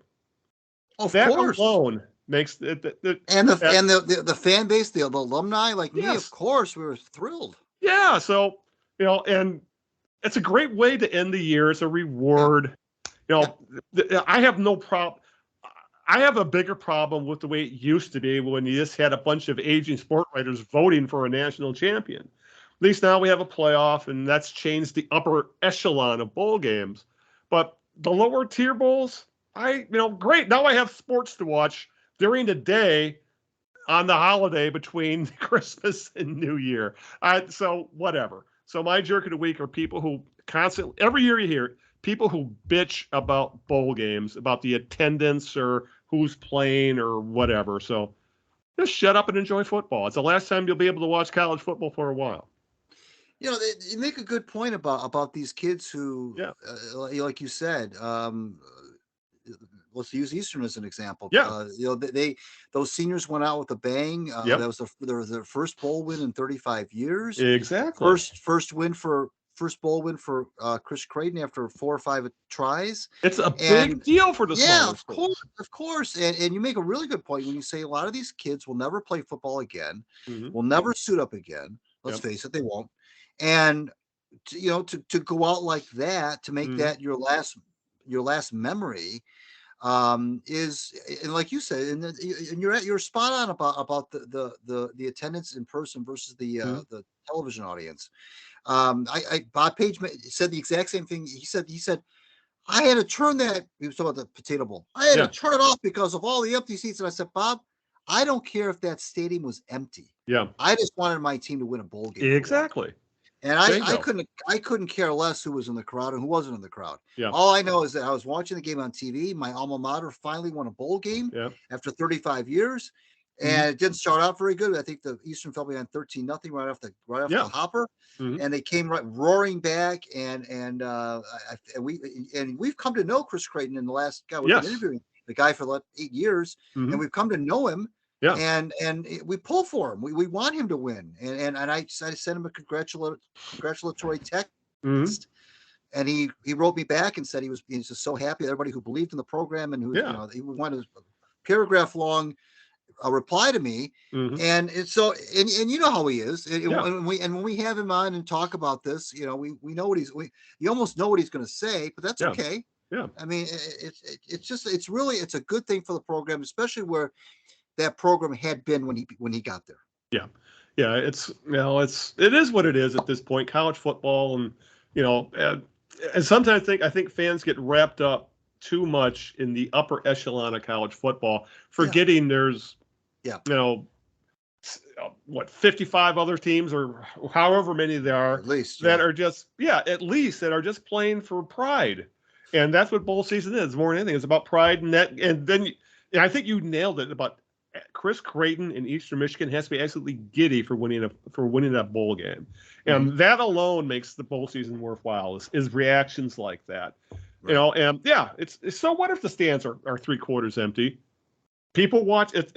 And the same thing goes if you go with that logic, then the MAC and the Sun Belt shouldn't play midweek games. Yet those, I'm sure both the Fun Belt and MACtion, as they've both gone to be known, have grown their fan base because of those games. Now, what's trending on Twitter on Tuesday nights? MACtion, or when the Sun Belt plays, Fun Belt is trending on Twitter. So, yes, sports are more and more a TV event, but if the kids enjoy them, the coaches play them, don't bitch about it. Let them have their thing. So anybody who complains, and I used to be one of those guys, but I've kind of softened in my old age. They're my jerk of the week. All right, with that, Greg, why don't you get out the thank yous and maybe anything we may have coming up on the show?